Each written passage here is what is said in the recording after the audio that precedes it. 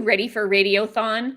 It starts Friday, October 16th at 4 p.m. and ends Friday, October 23rd at 4 p.m. This year, we're raising $20,000 to reach our 20th anniversary goal, which is next year. Donations of $50 or more will receive a limited edition gift, and every donation of $25 is entered in a draw for one of two special prize packages in the Radiothon. Celebrate local voices, culture, and streaming. Tune in, pledge your support. Regina Community Radio cannot exist without your support. All right, let's move on to today's show. Our guest today has been working in the ag and food industry for a number of years, providing management and leadership services and experience. She comes with a wealth of experience, so much so that she's even been asked to sit on advisory committees for entrepreneurs around the province. So Adele Buettner is joining us today. Welcome, Adele. Thank you. It's a pleasure to have you here. Tell us a little bit about yourself and your business. I'm excited to be here. Thank you for the invitation, Barb. Well, I started my business in 1993. We're going on to our 28th year, and I don't know where the time has gone. Yeah. It's just flowing by. I guess when you like what you do, time goes by fast. That is so true. Yeah, and I was raised on a farm just a few minutes east of Saskatoon, so I'm from an agriculture background. Mm-hmm. But kind of had the best of both worlds. You know, my family, they were entrepreneurs and they farmed about 5 minutes from the city, so lived in the country, although we went to school in the city. When we had all of our activities in the city and we played ball in the city and had music lessons in the city. So, you know, although we lived in the country and had that experience of knowing how to grow food and how to have a farm life, we also feel very much like we were part of the city too. So do you live in the city now or still rural? I lived in the country until about 10 years ago, and I live in Saskatoon now. Okay, so in the city now. That's right. It's interesting. I married into a farm family, and so same thing. I had the city experience growing up. Moose Jaw's home for me, and my husband grew up on a farm out near Humboldt. So our experiences were really different. I want to say the things that he could get away with as a kid, or especially as a teen, there was no way we could get away with some of that stuff. In the city. So it's a different experience right from the classroom, the school, the sports. Absolutely. Yeah. So AgriBiz Communications, tell me a little bit about the services you provide to your customers. It was kind of the core of our business plan. And then we looked at project work where people or organizations needed a job, that had a start and a finish date done, that was just a contract work. We were interested in that. So that's how we looked at our secondary part of our business. So association management, we almost called that as our retaining clients. And then project work was the balance. And now over the last few years, we've seen a bit of a shift where we still provide association management in agriculture and food. Okay. But we do a lot of project work. Like we do everything from developing recipe books to doing media training, to doing focus groups, logo design. So it's really evolved. And as our industries changed and some of the needs changed, we were able to adapt and continue to through COVID. Well, isn't that true? Because I think as we come out of COVID or as we continue in COVID, businesses who have been able to adapt seem to be doing okay. Businesses where their platform relied on that, face-to-face, in person, they have had a much more difficult time. And of course, all of these new protocols impact them at a much higher level.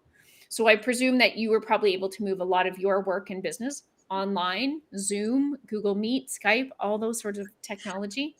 Well, for sure, we were able to move quite a bit of our business online, but certainly some of our business, is deferred for a year or longer because there's no event, right? There's no group face-to-face events. Exactly. And although you're able to emulate some of the learning online, we haven't really mastered the networking yet. Yes, it's not the same. That's a face-to-face effort. It is. Yeah. So we have moved a lot of our programs online. We've also introduced some new programs. And the other thing that we've really been focusing on and strategizing is aligning ourselves with other areas of expertise that we don't have. Okay. So, looking at, we recently launched an HR division. Mm-hmm. Well, I've brought in a number of HR experts that are independent consultants that, as we work through with our clients and people who have, called upon us to help with strategies, and if they're needing HR expertise, I have a bank of people that we can call. That you can draw on. Yes. That's right. So how big is your business? Is it primarily you and you work with some subcontractors when needed, or what does it look like? Well, pre-COVID, our business was 9 staff. Okay. And quite a group of external contractors. Mm-hmm. And I still have those external contractors, and there's 6 staff. I just had one go on mat leave actually on. So just had a few that had moved on for various reasons, but still have 6 staff. And we've always worked a lot with external expertise. Yes.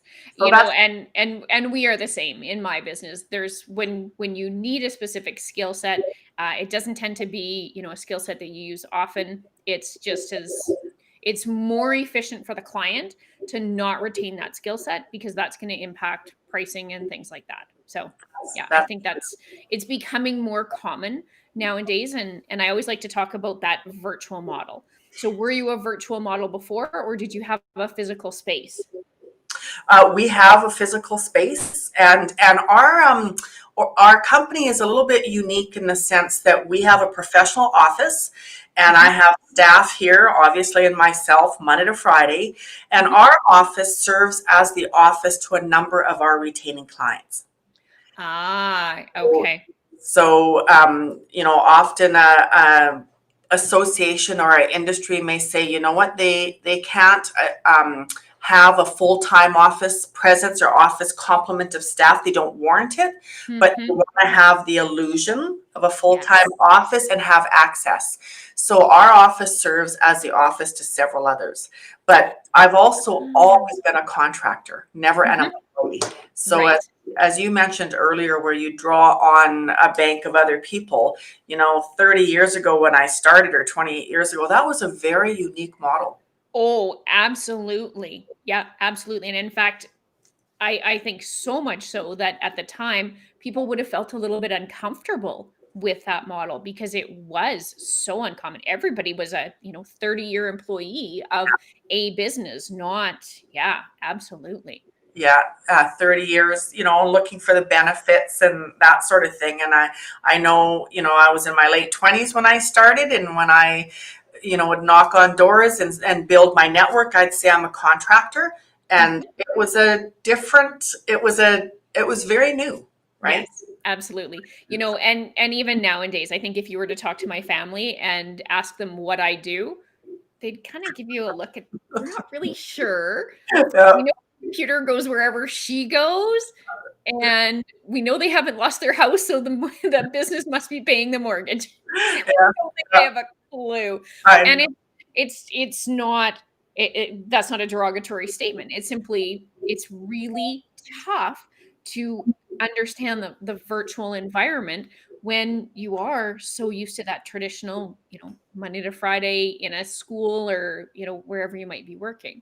Yeah. So yeah, our world is changing, as I say, exponentially on a daily basis. Yeah, it's very true. Has COVID had an impact on you? Oh, certainly. It's had an impact on everyone. For sure it has. And the interesting thing is, you think, okay, early on it was, well, we'll plan for 2 weeks, we'll plan for 3 weeks. The planning is a little bit of a tricky thing. And of course, as I mentioned, our farm tours, our events have all been canceled or postponed or whatever it may be, indefinitely. So, but with everything that, when you have changes like this, there's also an element of excitement. Yes. Because you're looking at new partnerships and new services, and you're creating something new and different. And I've often thought that AgriBiz plugged holes in some cases, when commodity groups or businesses are having a tough time filling a gap or finding a solution for a challenge or finding someone to facilitate a program or manage a program, we have always been able to step up and Ah. try to help them and work with them collaboratively to meet their goal. And so Mm-hmm. now it's much the same. It's, talking to a lot of our industry and outside of our industry and seeing how are people doing things and what's needed and how can we learn from each other. So you bet the business has changed. Absolutely. For everybody Yeah. it has. A lot of our programs are online, as I mentioned, and we've brought in a few more consultants that have great expertise that I don't hold, but I feel Mm-hmm. there's value in a connection. Right. So, every day is a little bit new. And this morning we had a staff meeting and we're talking about, hey, what can we do with seniors? One thing that we're Ah. seeing all the time on the news is our seniors that are restricted right now and their families that are Mm-hmm. restricted. And, is there an opportunity to develop some agriculture literature for seniors and Right. try to reach out to them? So, it's a lot of brainstorming, but it's very fresh brainstorming and Mm-hmm. there is an element of excitement. Exactly. It's invigorating. When you have the chance to brainstorm and come up with those ideas, it's so invigorating. It just, it gets you in the office bright and early the next day to try it and to see what you can do. Now there's the common thread. So just to help our audience understand, Adele joined me right after I was finishing recording another session. And while we as entrepreneurs tend to have lots of things in common, our businesses are also different. And so the entrepreneur that Adele joined us at the back end of the conversation for was they're looking to do the same thing. They're innovating. They're having to stay fresh. They're having to stay future focused. And to me, that's always the sign of a business that will survive and endure. Because if you are able and willing to turn on a dime like we all did on the 15th of March, then to me, that really speaks to who you are as an entrepreneur.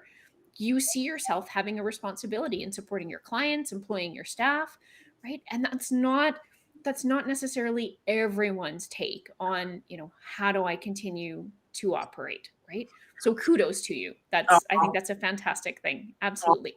well, thank you. So, the whole reason, of course, that you and I connected was you are on the advisory committee with the Women Entrepreneurs of Saskatchewan. Can you talk a little bit about your role on that committee?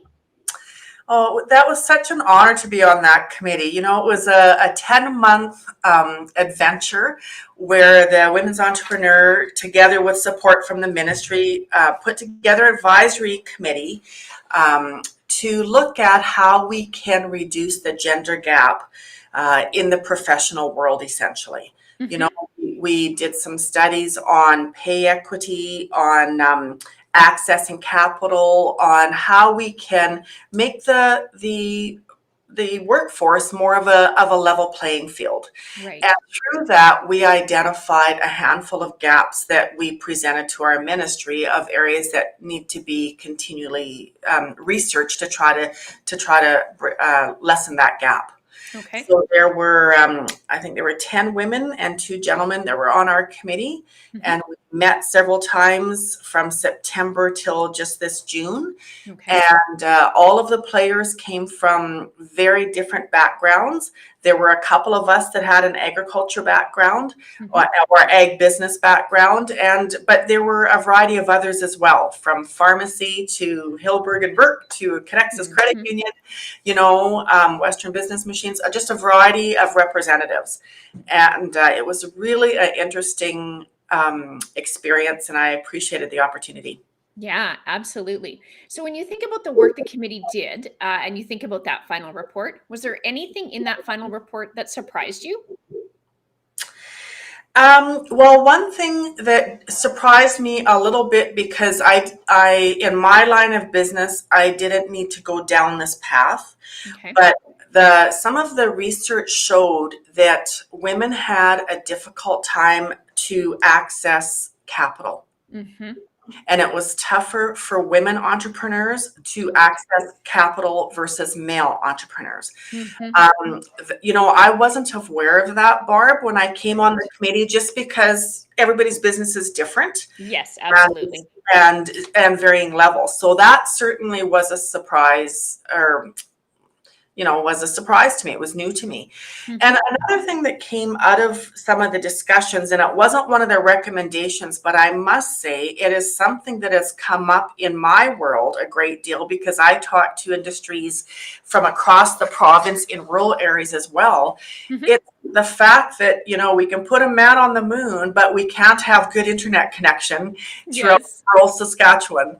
So, when that hinders people, when Oh, absolutely. it is a serious issue for people who are remote Mhm. and cannot have good access. Yes. So, as I say, that came up in our discussions. No, it wasn't a recommendation. It Mhm. did come up in discussions, and it's certainly something I hear regularly.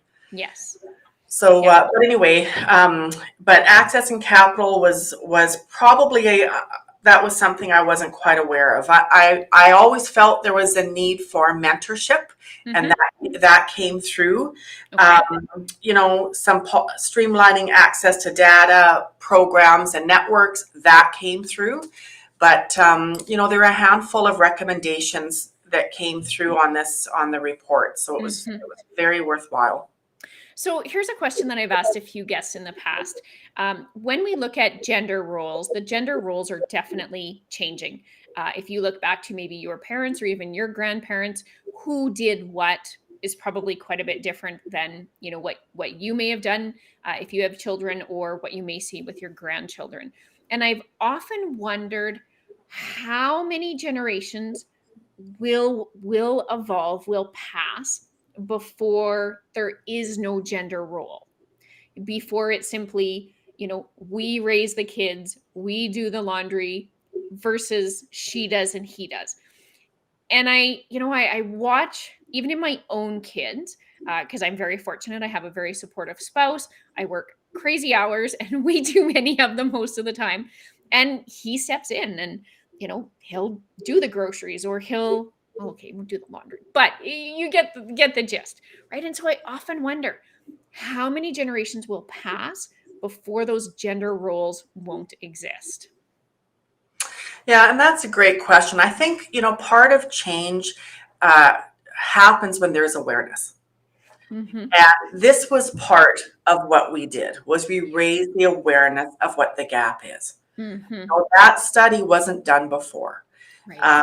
So this is part of the start, Hmm. or maybe it's not even the start. It's been, efforts have been made in the past as well, but this is another effort, and it helps to Right. raise the awareness. And Yes. I think it's part of keeping the conversation going and making sure that this stays as a topic, so we all work together in Hmm. having a more balanced workforce. Yes.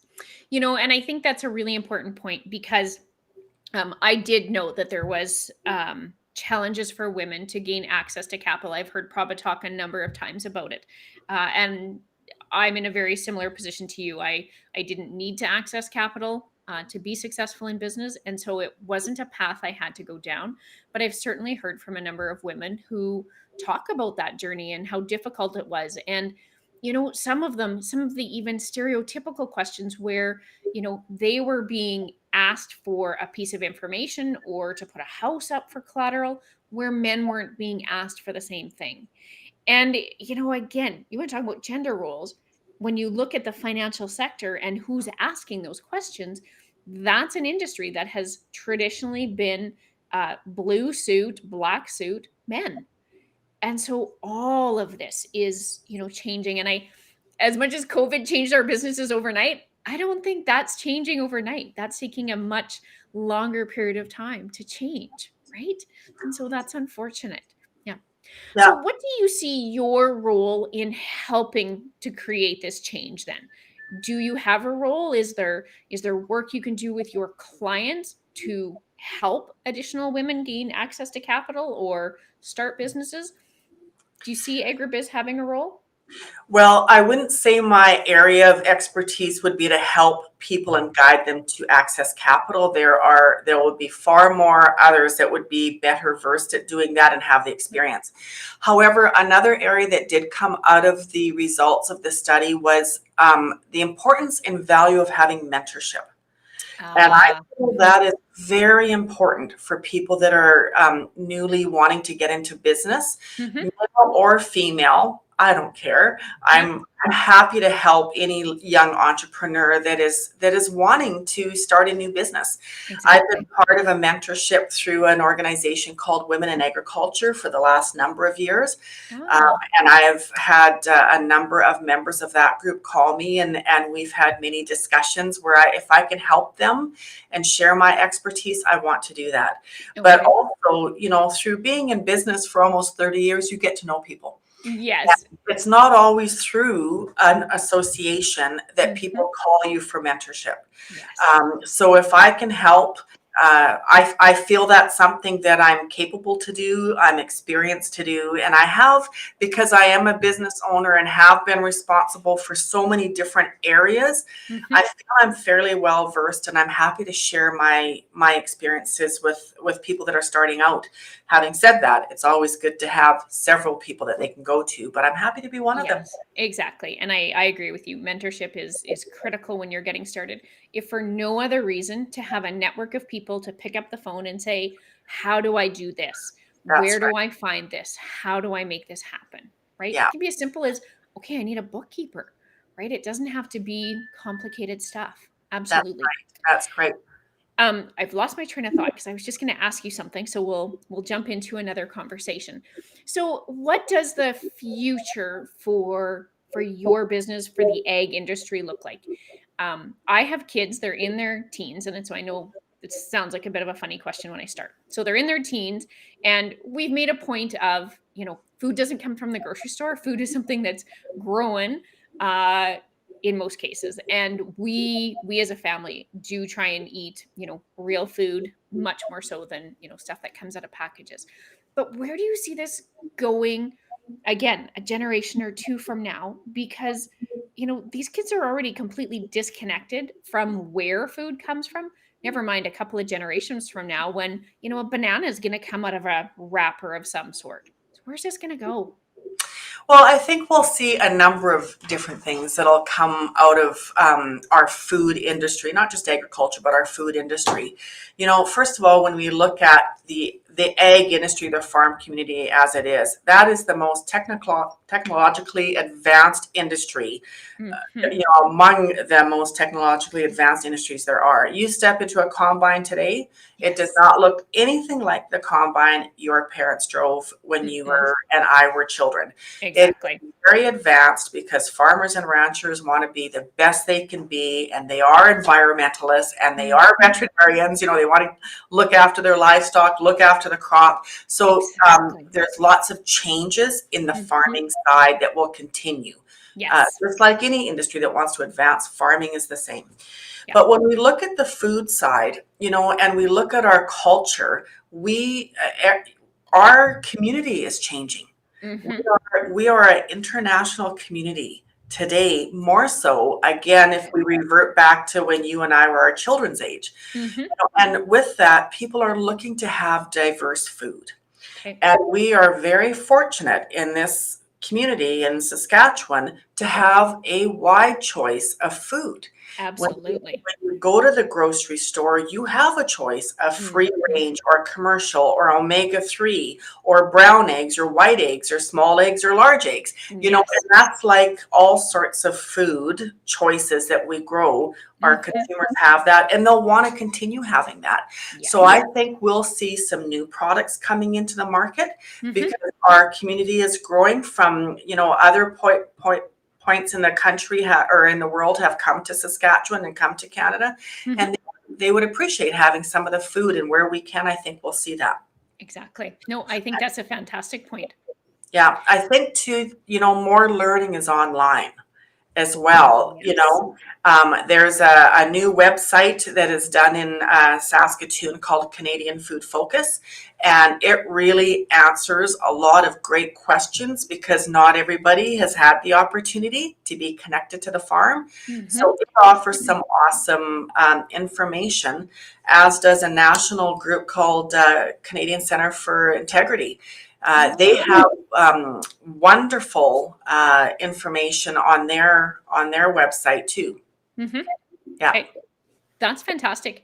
Adele, if you can believe it, we're already out of time. So I know I'm just going to wrap up the show, but I really want to thank you for joining me today. I know when you and I emailed first in just emailing back and first, you weren't quite sure that you wanted to. So I really do appreciate that you took time to talk with me today. And the ag food industry, I mean, I think it's like all industries right now, but it is undergoing such significant change. And I think it's important to stay connected to those roots to understand, where our food comes from and what we're putting in our body, because it just has so much impact. So anyway, thank you very much for joining me today. If you'd like to be a guest on the show, you can email me at barb@googlegirl.ca or reach out on Facebook and Instagram at AboveTheFoldCA. Just a reminder, you can submit your questions in advance of the live show on our Facebook page. I'm your host, Barb McGrath, local business owner and Google Girl. Remember, you worked hard for your success. Don't keep it a secret. Bye for now.